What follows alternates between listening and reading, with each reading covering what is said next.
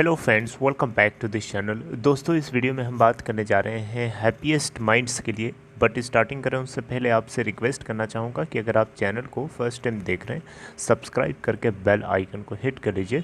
और दूसरी रिक्वेस्ट कि अगर आप डीमैट अकाउंट या ट्रेडिंग अकाउंट ओपन कराना चाहते हैं, डिस्क्रिप्शन बॉक्स में एक आपके लिए लिंक दिया गया है। हैप्पीएस्ट माइंड्स के स्टॉक प्राइस में लास्ट ट्रेडिंग सेशन में 1249.80 पे ओपनिंग के बाद 1290 का हाई बनाया और 1245.00 का लो भी है। अब देखें तो लास्ट के कुछ मिनट्स में इतनी धमाकेदार तेज़ी कि सोच भी नहीं सकता कोई। दोस्तों, इस कंपनी की मार्केट कैप है 18,866 करोड़ रुपए। इसका 52 वीक लो है 310 का, हाई है 1580 रुपीज़ का। शेयर होल्डिंग पैटर्न आइए जान लेते हैं सितंबर क्वार्टर के अंदर क्या रहा है। प्रमोटर्स के पास 53.25% की हिस्सेदारी है, 0% गिरवी रखा गया है यानी नहीं है।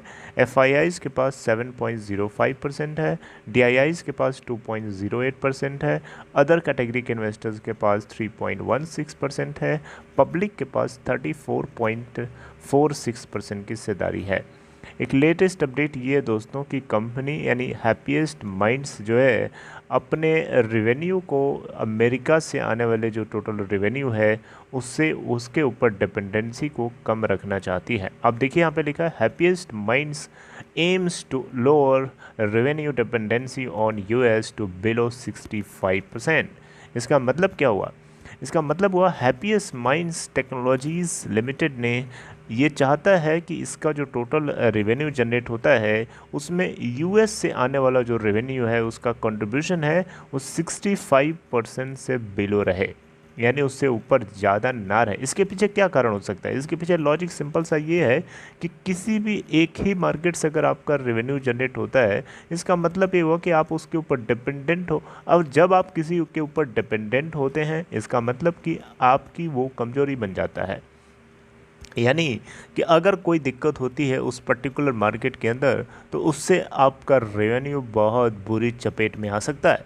इसीलिए आपको अपने रेवेन्यू को डाइवर्सिफाइड फॉर्म में रखना ज़्यादा ज़रूरी होता है। शायद यही कारण हो सकता है हैप्पीएस्ट माइंड्स टेक्नोलॉजीज़ लिमिटेड के इस तरीके से सोचने के पीछे।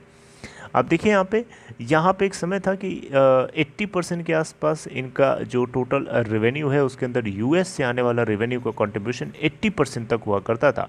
लेकिन इन्होंने अपने रेवेन्यू पूल को डाइवर्सिफाई किया है सिग्निफिकेंटली कुछ लास्ट के क्वार्टर्स में।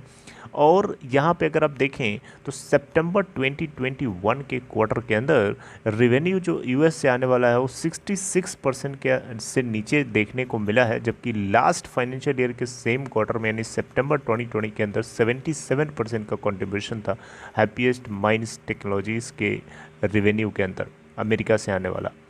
राइट, तो ड्रास्टिक ड्रॉप तो नॉट पॉसिबल नहीं है सस्टेनेबल तरीके से। राइट, ना ही सस्टेनेबल तरीके से ना ही ड्रास्टिक ड्रॉप पॉसिबल है। लेकिन यहाँ पे कंपनी कोशिश करेगी कि आने वाले सब्सिक्वेंट जो इनके क्वार्टर्स हैं ये उसमें जो है अपने सस्टेनेबल बेसिस पे रेवेन्यू को 65% या उससे नीचे रख सके। राइट, दोस्तों, यहाँ पे कंपनी की तरफ से बताया गया है कि जो टोटल रेवेन्यू है इसके अंदर यूएस से आने वाला रेवेन्यू 66% से नीचे रखने की कोशिश करी जा रही है। इसके अलावा जो यूके है अदर पार्ट ऑफ दी जो वर्ल्ड अदर पार्ट से जो रेवेन्यू जनरेट होता है उस पे ज़्यादा इनका फोकस है, शार्प इनका फोकस अदर मार्केट के अदर रीजन से आने वाले रेवेन्यू के ऊपर है। राइट, तो दोस्तों यहाँ पे अगर आप देखें यहाँ लिखा गया है कि जो शार्प ड्रॉप है यूएस रेवेन्यू शेयर के अंदर in Q2, this was because one big time deal from West Asian client से एक बड़ी डील होने की वजह से यूएस से आने वाले रेवेन्यू के अंदर आपको थोड़ा सा ड्रॉप देखने को मिला। बताया ना आपको 77% के आसपास देखने को मिला, जबकि इससे पहले 66% के आसपास देखने को मिला, जबकि इससे पहले एक साल पहले 77% के आसपास था। राइट, इसके अलावा अगर आप देखें यहाँ पे तो जर्मनी से कुछ इनको डील्स मिली हैं और आगे आने वाले टाइम में कुछ और डील्स फाइनल होने वाली हैं। तो मल्टी मिलियन डील्स जो हैं जर्मनी इंजीनियरिंग कंपनी से इनको मिलने वाली हैं। जहां से इसका कंट्रीब्यूशन 2.6% रहा है। इस तरीके से अगर आप देखें तो कंपनी ने यहाँ बताया है कि यूरोपियन मार्केट के अंदर ये 14% तक रखना चाहते हैं अपने रेवेन्यू पूल को। 11% जो है जिसमें जर्मन इंडक्शंस की वजह से, और रिटेनिंग इंडिया के अंदर अगर आप देखें तो इंडिया से टोटल 13% का कंट्रीब्यूशन है रेवेन्यू के अंदर, जबकि लास्ट फाइनेंशियल ईयर के सेम क्वार्टर में 10.9% था। तो इंडिया से जनरेटेड रेवेन्यू जो है ग्रो कर रहा है, एक अच्छी बात है।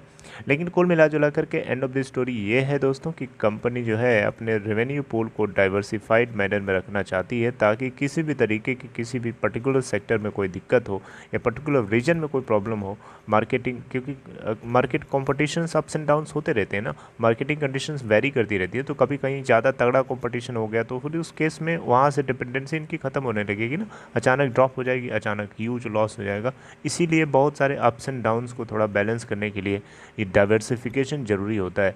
यही हमारी और आपकी लाइफ में भी है, राइट। हमें डाइवर्सिफाइड तरीके से होना चाहिए हमेशा, कभी भी किसी भी एक तरीके से ओरिएंटेड नहीं होना चाहिए, अदरवाइज़ प्रॉब्लम्स अगर आएंगी तो बहुत बड़ी प्रॉब्लम हो जाती है। आप मेरी बात समझ रहे हैं ना? आई होप कि मेरी बात को आप टच कर पा रहे हैं जो मैं बताने की कोशिश कर रहा हूँ। चलिए अपना ख्याल रखिए दोस्तों। I hope happiest minds and technologies को लेकर के अपडेट अच्छी लगी। आई होप आपको समझ में आया। अगर ऐसा है तो आप इसे लाइक और शेयर कर सकते हैं। And take care.